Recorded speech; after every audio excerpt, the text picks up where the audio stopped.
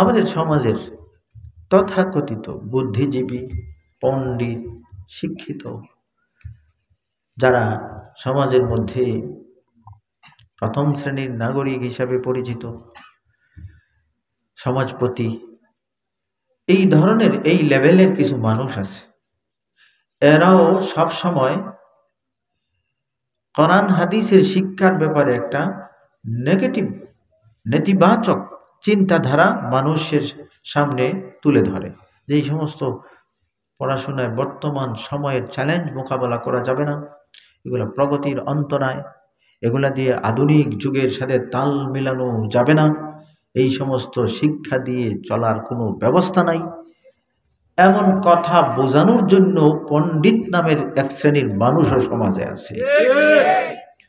তো দেখা গেল বাচ্চা দিয়ে পড়ছেন ত্রিমুখী সংকটে, বাচ্চা মাদ্রাসায় দিয়ে পড়ছেন 3 ধরনের সমস্যা, একটা না হয় মোকাবেলা করা যেত। ত্রিমুখী সংকটে যখন মানুষ পড়ে যায় অনেক সময় দিশাহারা হয়ে যায়, তখন কি করবে না করবে বুঝে উঠতে পারে। তো যারাও এই পরিস্থিতি বর্তমান সময়ে নিজের কলিজার টুকরা সন্তানকে কোরআন শিক্ষার জন্য দিচ্ছেন, এরাও ত্রিমুখী সংকটই অনেকে পড়ে গেছেন। ত্রিমুখী সংকটটা কিভাবে আবারও বলি। 1 নম্বর, নিজেই বুঝতে পারতেছেন না যে এই পড়াশোনায় তার কি হবে। 2 নম্বর, নিজের কিছু মানুষও দেখা যায় এর বিরুদ্ধে কথা বলতেছে, বুঝাইতেছে তুমি সর্বনাশ করে ফেলছ। আর 3 নম্বর হচ্ছে সমাজে যারা জ্ঞানী, গুণী, পণ্ডিত, যাদেরকে মানুষ শিক্ষিত, সমাজপতি, এই সমস্ত বিষয় চিনে, এরাও দেখা যায় এই কোরআন হাদিসের শিক্ষা, এই সমস্ত মাদ্রাসার শিক্ষার ব্যাপারে তাদের ধারণাটাও ভালো না। তারাও বোঝায় এই পড়াশোনা দিয়া এই সময় চলা যাবে না। এই ধরনের সমস্যার সম্মুখীন হওয়ার পরে একজন অভিভাবক অনেক সময় দিশাহারার মতো থাকেন, একজন অভিভাবক অনেক সময় অশান্তির মধ্যে থাকেন, একজন অভিভাবক অনেক সময় সংকোচ, দ্বিধান্বিত অবস্থায় দিন পার করেন। এই সমস্যার সমাধান যদি করতে হয় তাহলে আজকে আমাদেরকে পরিষ্কারভাবে বুঝতে হবে কোরআন হাদিসের শিক্ষায় কি হয়। আলাইকুম ওয়া রাহমাতুল্লাহি ওয়া বারাকাতুহু। আলহামদুলিল্লাহ আলহামদুলিল্লাহ ওয়া কাফা ওয়া সালামুন আলা ইবাদিহিল্লাযীনা ইসতাফা। أما بعد فأعوذ بالله من الشيطان الرجيم. بسم الله الرحمن الرحيم. الرحمن علم القرآن. وقال النبي صلى الله عليه وسلم: خيركم من تعلم القرآن وعلمه. صلى الله على سيدنا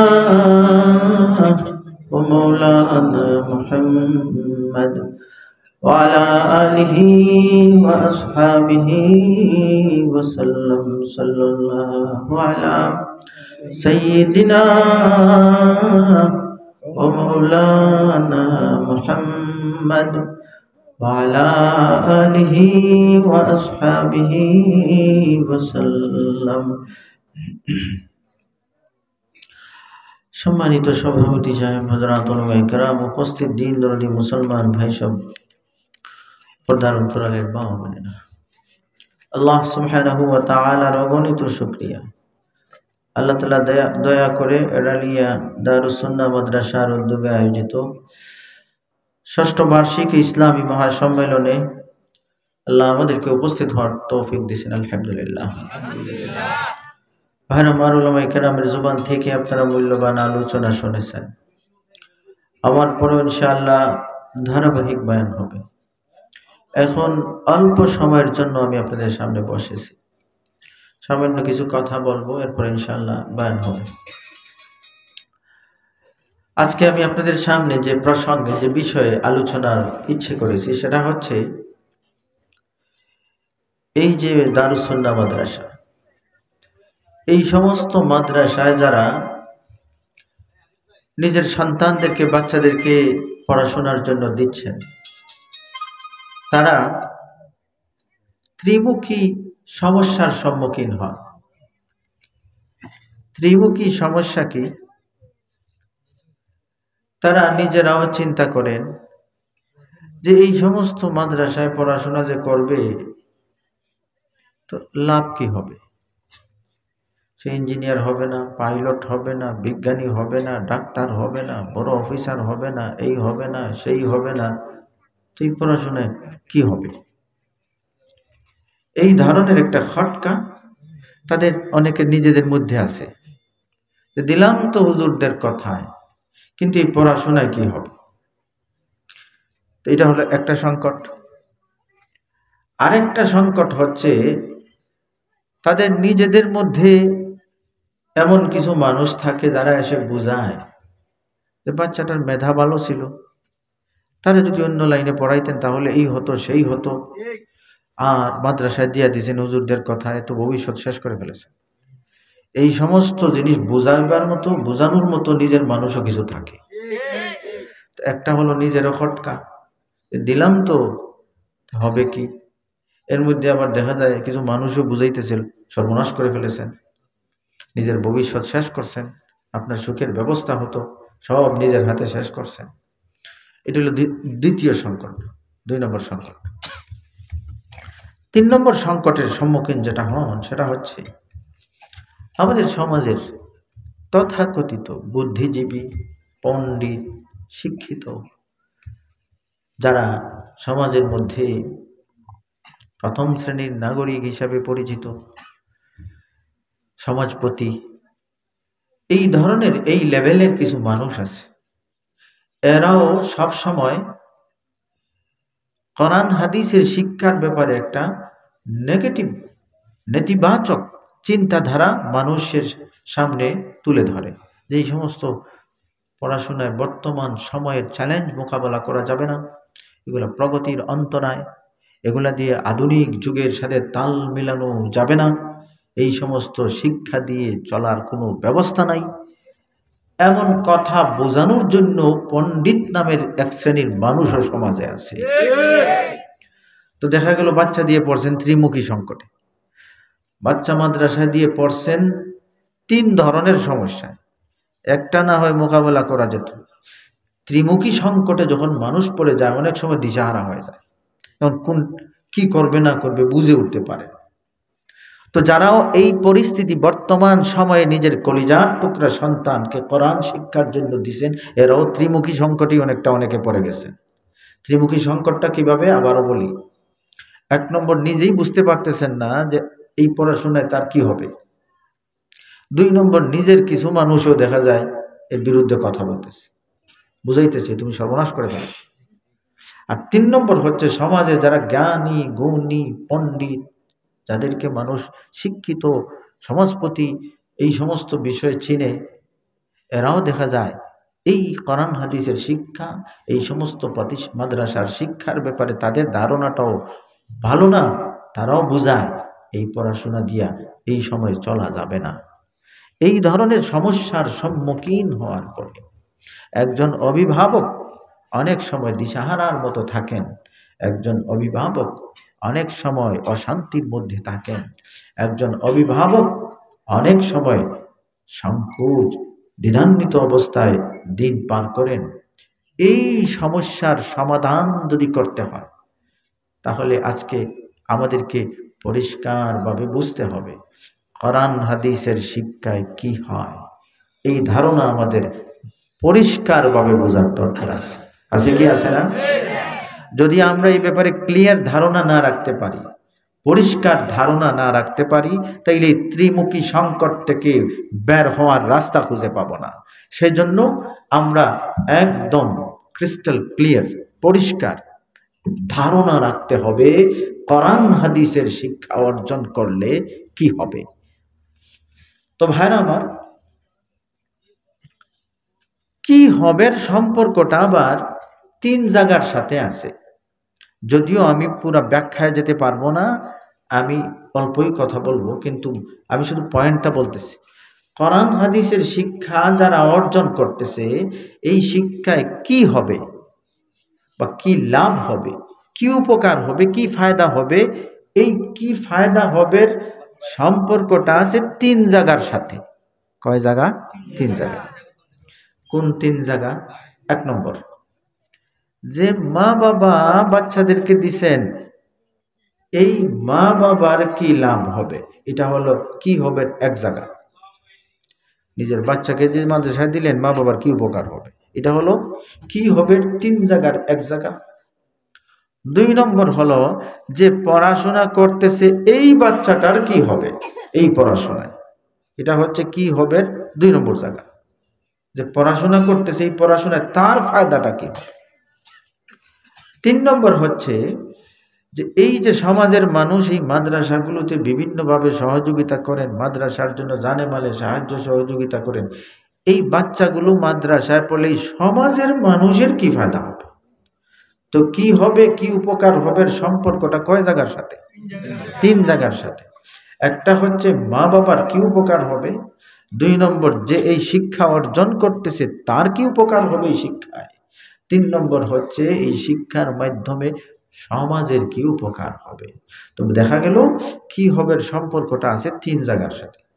কিন্তু 3 জায়গার সাথে আমি ব্যাখ্যা করব না, আমি শুধু একটা পয়েন্টই কথা বলে শেষ করব। সেটা হচ্ছে প্রথম যেটা, যে মা বাবা এই জটিল কঠিন অবস্থায় প্রতিকূল পরিস্থিতির মধ্যেও অনেকের বিরূপ মন্তব্য শোনার পরেও, তথাকথিত জ্ঞান পাপীদের বিরূপ বক্তব্য জানার পরেও নিজের সন্তানকে মাদ্রাসায় দিয়েছেন, এই মা বাবার জন্য কি উপকার হবে, শুধু এই পয়েন্টেই কয়েকটা কথা বলি। বারাদারিন ইসলাম, তো এই মা বাবার কি হবে, এই প্রসঙ্গে যত আলোচনা আছে সব আলোচনার সারাংশটা আমি প্রথমে বলি।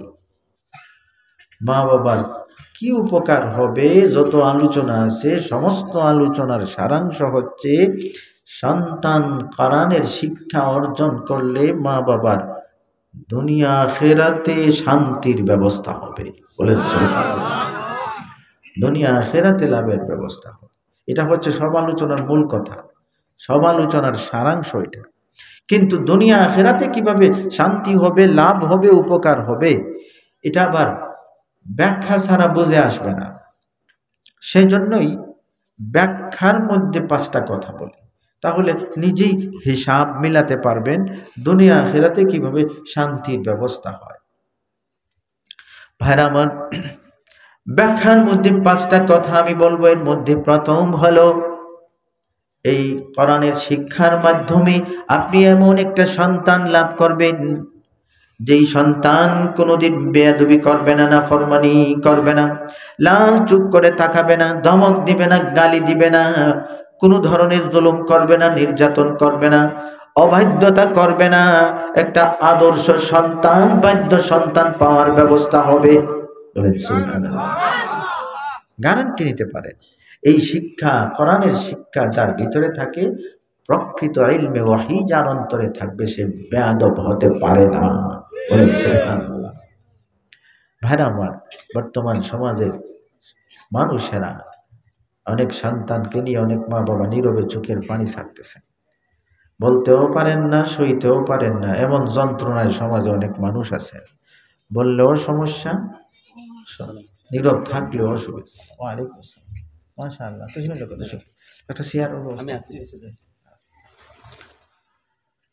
ওদিকে একটা শেয়ার দিলে তো না, আপনি আসি হইলেই তো নাই, আপনি আমার দ্বারা আইতো বাবা, ওদিকে ওদিকে একটা শেয়ার দিলে আপনি বুক।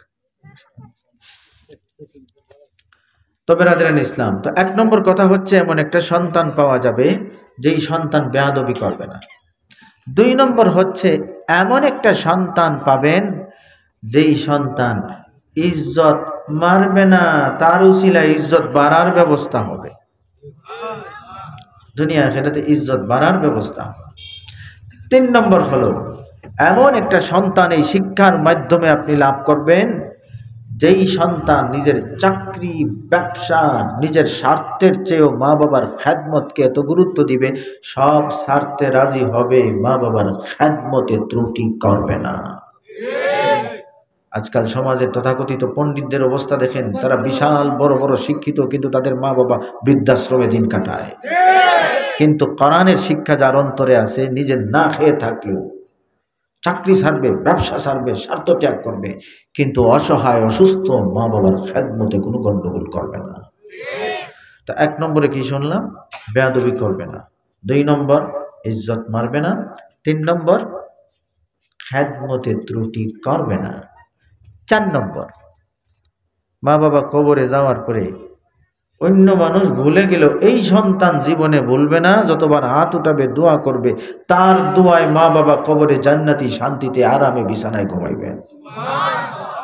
অন্য মানুষ ভুলে যায়, হ্যাঁ, কিন্তু এই সন্তান ভুলবে না। আর 5 নম্বর হচ্ছে কিয়ামতের কঠিন দিনে এই বাচ্চাটার সুপারিশে মা বাবার জান্নাতের ফয়সালা হবে। এই যে 5টা কথা বললাম, 1 নম্বর এমন সন্তান যে বেয়াদবি করবে না। 2 নম্বর এমন সন্তান ইজ্জত মারবে না। 3 নম্বর এমন সন্তান যে কোনোদিন খেদমতে ত্রুটি করবে না। 4 নম্বর এমন সন্তান মা বাবা কবরে গেলেও তার দোয়ায় জান্নাতি বিছানায় ঘুমাইবেন। 5 নম্বর এমন সন্তান যেই বাচ্চার সুপারিশে মা বাবা জান্নাতের বাসিন্দা হবে। এই 5টা কথার সারাংশ কি দাঁড়ালো? সারাংশ দাঁড়ালো, মাদ্রাসায় সন্তান যদি পড়ে, কোরআন হাদিসের শিক্ষা অর্জন করে, মা বাবার কি হবে? জবাব হলো দুনিয়া আখিরাতে শান্তির ব্যবস্থা। ঠিক কিনা?